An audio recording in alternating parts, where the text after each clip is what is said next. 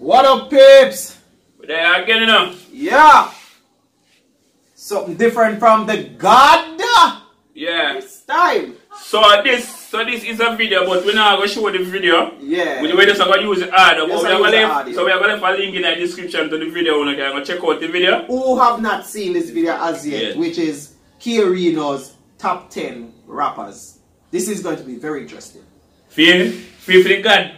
People that him look up where to. Him look up to or probably listen. Oh gosh. Yeah. So big yo, this. Alright. So before nothing, I'm gonna put cannabis in there. Just true. Me know where we're cannabis are in there for sure. That's a definite. Cannabis are in there. And then me don't know a lot of the old heads. So probably my people when listen to what we don't really know. So what on this? So probably some of the old elder them in the music them go talk about. Me know cannabis. Definitely. Support. Me not suppose. Cannabis in there. Alright. Definite. Me not ask. Alright. Me not ask. Alright. Anyway, 8 bars entertainment. Go pre. Yeah, boys. Alright, like we hear where the God has to say. Big brother K. What's up, man? It's your big brother Rino. Rino. And I want to talk about something today that a lot of people have been asking me about.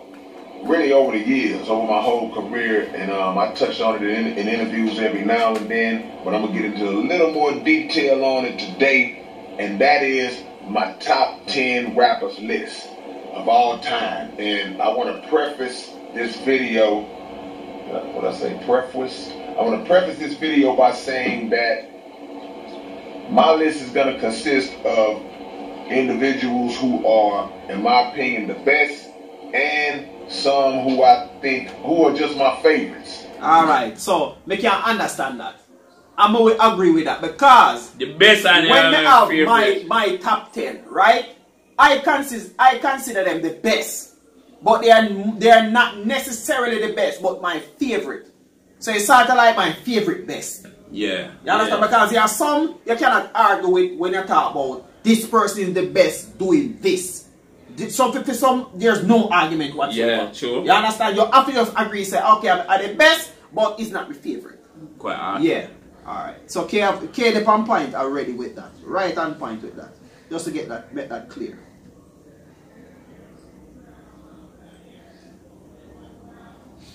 Who I think who are just my favorites.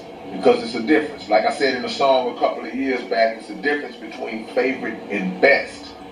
This could be my favorite t-shirt because it's comfortable, because I'm used to it, it's broke in, so I wear it when I come and want to relax, but it's not the best. I may have another shirt that's newer, better material, crispy, clean, looks better designs on it, but this is my favorite.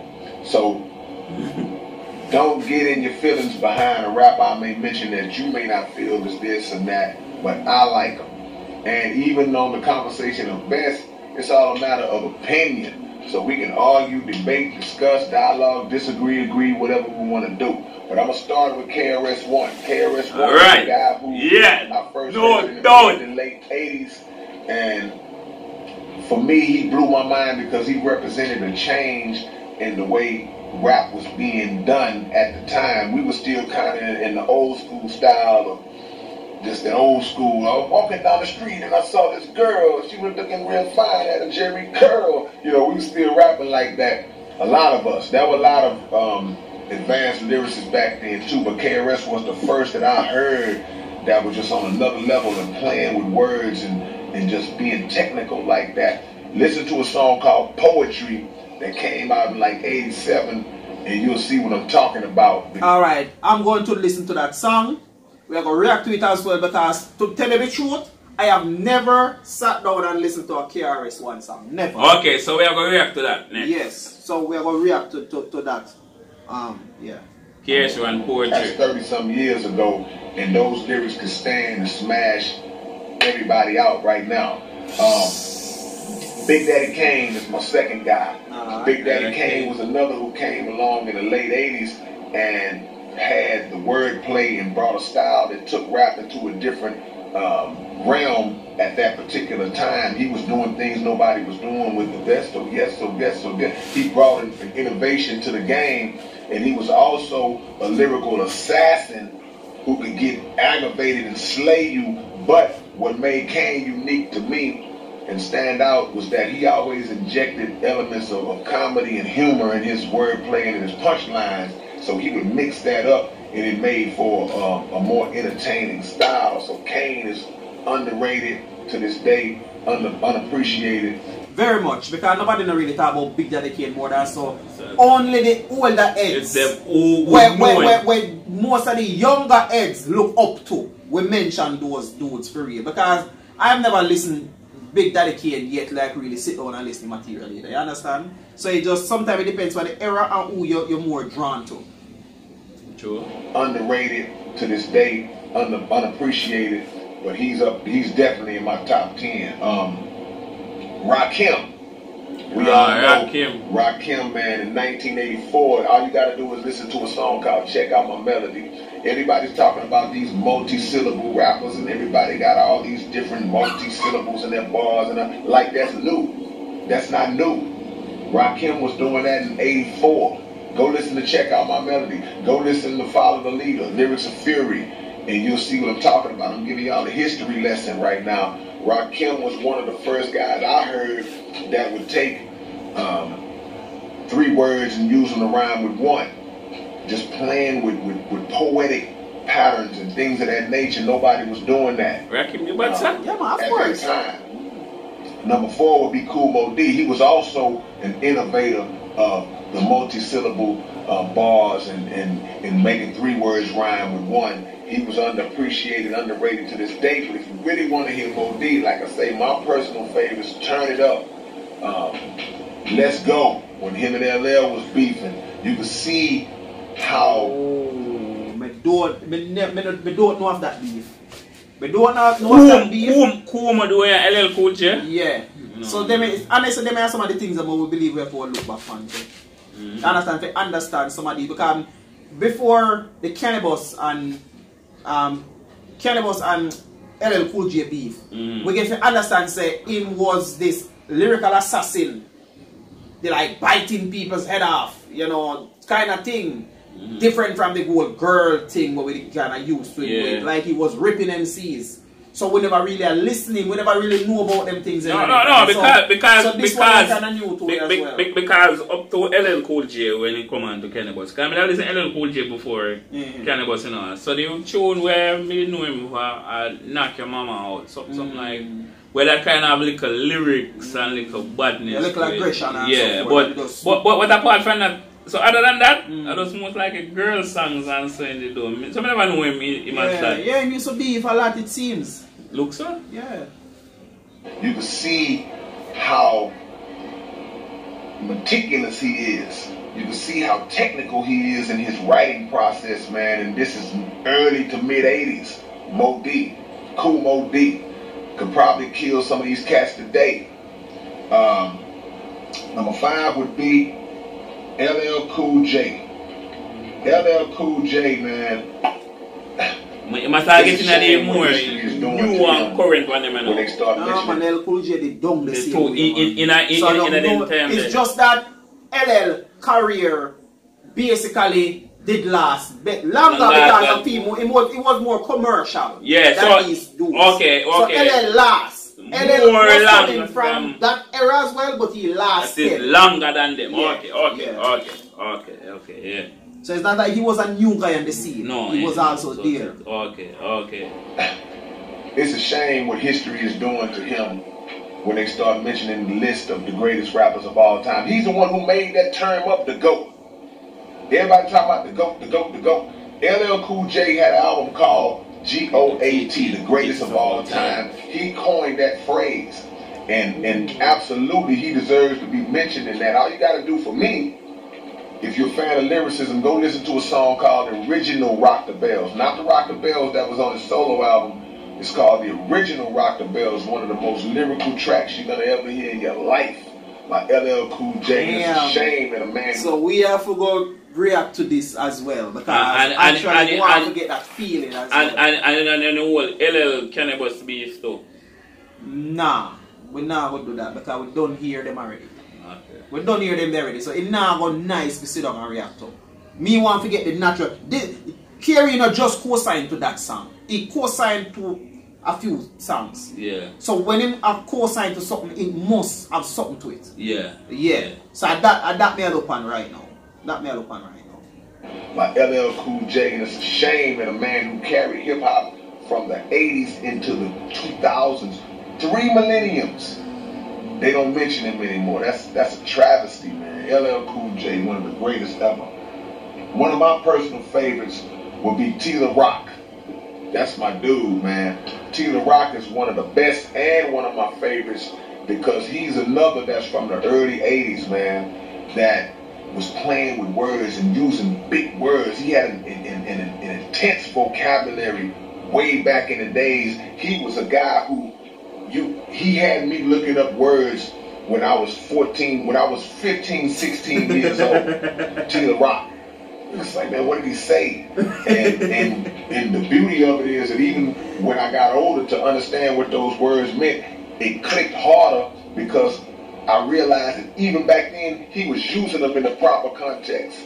T-La Rock. Exactly. You use them back then, you never understand, it probably never make sense for you, but then when you actually start in it now and in that, you know, that frame of mind, you see when you say it and it makes sense in the way you use it. Yeah, man. Me get that too. Me get that a lot.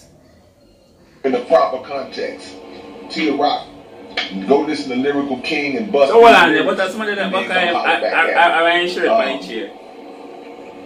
Cool G Rap. Oh, okay. So explain that more. And there's another who doesn't get the accolades that Cool G Rap, yeah. As a writer. He's one of those rewinders. You gotta rewind his stuff, man. and you'll catch something different every time when you listen to a Cool G Rap song because he just stacks it full of stuff.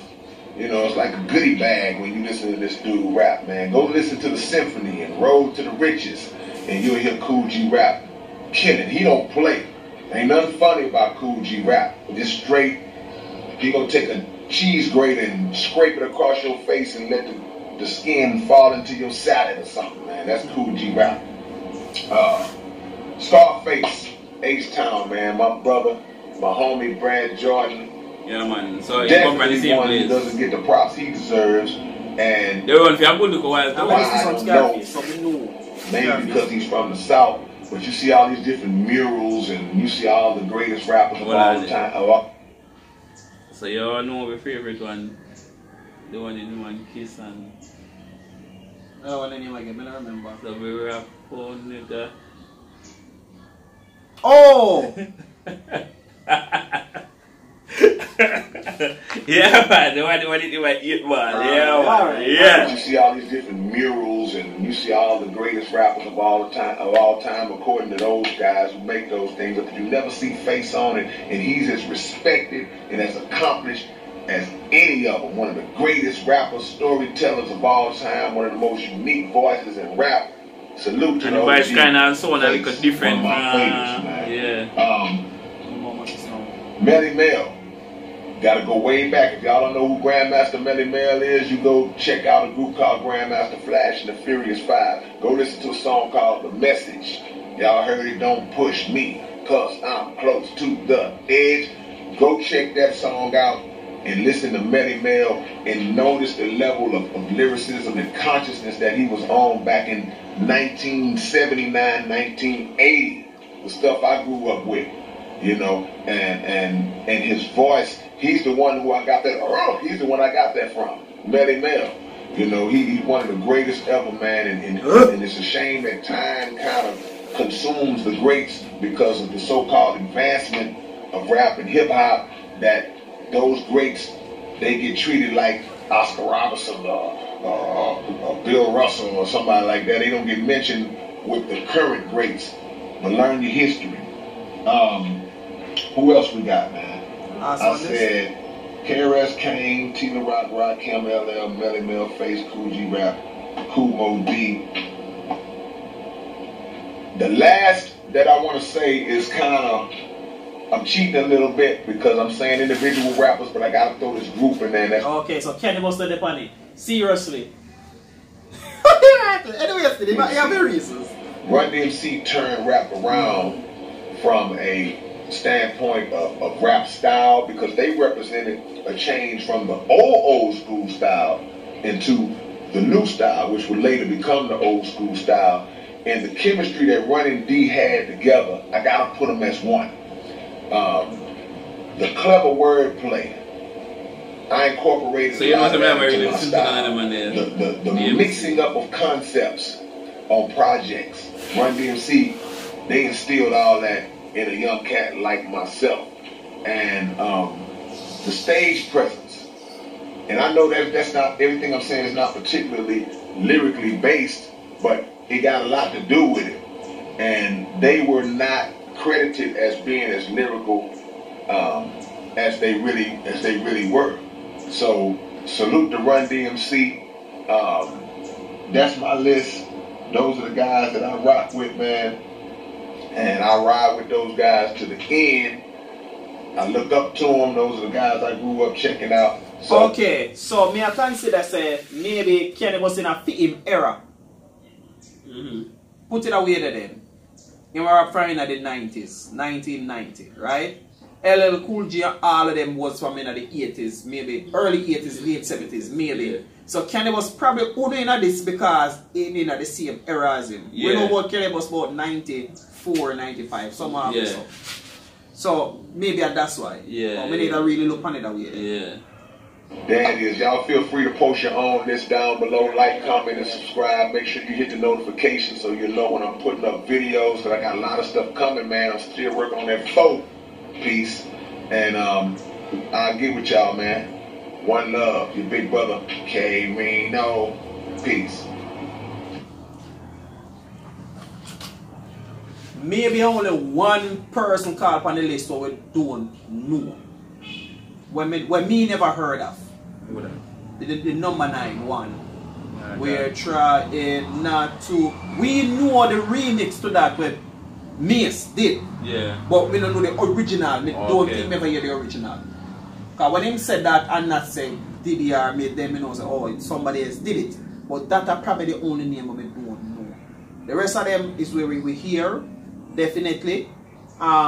Most of the rappers them will listen to speak on them as well, as in being influencer, you know, whatever, the impact what them have and all of that. But we kind of grew up in the Biggie, Tupac, you know, in a them time there, you know, we really start, me really start listening to rap like 98, 99, some of there so. Yeah, so with a rap with Big L and them on there. So with a rap with who we are here at the time, you understand? We did more in the commercial world. Listening to rap then time. We don't really know much about underground until only 5 years later. So we did hear some of these names mentioned by some of these great rappers that we know. You understand? Yeah, but we never actually go back and listen to them because listening to the beats them and all them sounded back then is like you have a little laziness to it. So we never really follow it up like that. You understand? The sound kind of too old to us. But now we understand where it's coming from. So we are going to give some of these artists a chance by going back, revisiting them, and listening to some of their stuff, and you know, get some of that knowledge as well back then. Some Big Daddy Kane and artists from back in the days. But anyway, still that's the God's list. Okay, so I'm going to do a list as well of my top 10, my favorite. Yeah, so we're going to do one too, but that's a fair later date. Yeah, we're going to do ours as well. Alright? But for now, peace, 8 bars. Out. Yeah.